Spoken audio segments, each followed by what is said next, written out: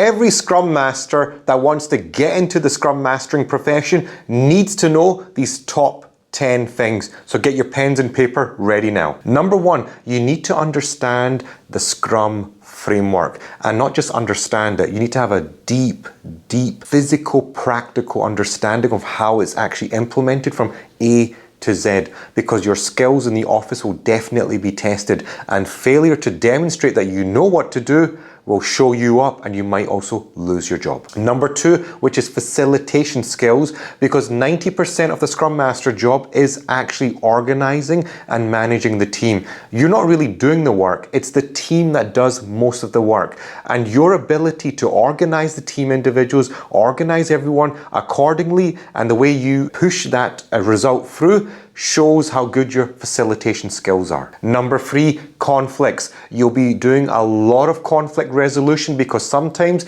you will have individuals on the team that will have a differences of opinion when it comes to implementation, or it could be the fact that they don't see eye to eye. So you are the coach, you are the facilitator, so you have to be able to resolve conflicts on a daily basis, and sometimes multiple times during the day. Number four, coaching and mentoring is one of the key aspects of the Scrum Master role. And if you can demonstrate this day in and day out, you are building a high performing team, because that's one of your roles, that's one of your duties, to build a high performing team. How do you achieve that? Through coaching and mentorship. Number five, which is impediment removal. This is a given, because the team has to be executing tasks on a daily basis, but they need someone to step in there and remove those blockers, those impediments, those things that's slowing the team down. And whose duty is that? The Scrum Master. Number six, which is stakeholder management. A lot of people are mistaken and they think it's just the product owner. No, the product owner is capturing requirements on a daily basis from the stakeholders. Scrum Master is fully involved and engaged with the stakeholder engagement, because he has to manage them, he has to control their engagement, and also needs to see that they're engaging and participating in the Scrum events that are happening on a weekly basis. Number seven, which is continuous improvement. This is one of the most critical aspects of the Scrum Master role, because the teams have to be improving. They have to be becoming a high performing team. How do you do that? Through continuous improvement. And the better you are at conducting those retrospectives, the better your team will become, and the better your credibility will become as a Scrum Master. Number eight, which is measurement and metrics. Look guys, it's not just the case that you're measuring velocity, the number of bugs that have been resolved. It's not just that. You also want to be tracking other aspects, which is related to business strategy, which is also related to innovation management, which is also related to other aspects of business.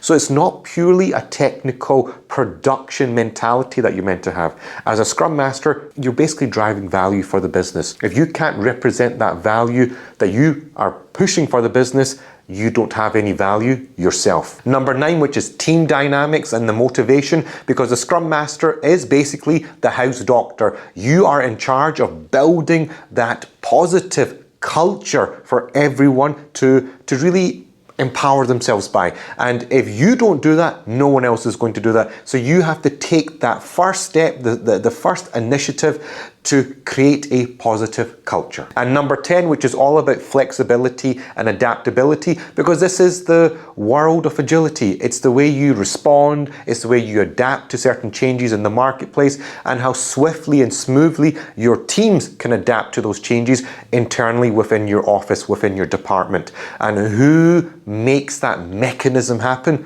It's the Scrum Master. Now guys, mastering these aspects will definitely make you a better Scrum Master, but more importantly, getting the wrong certification can be a complete waste of time and a waste of money.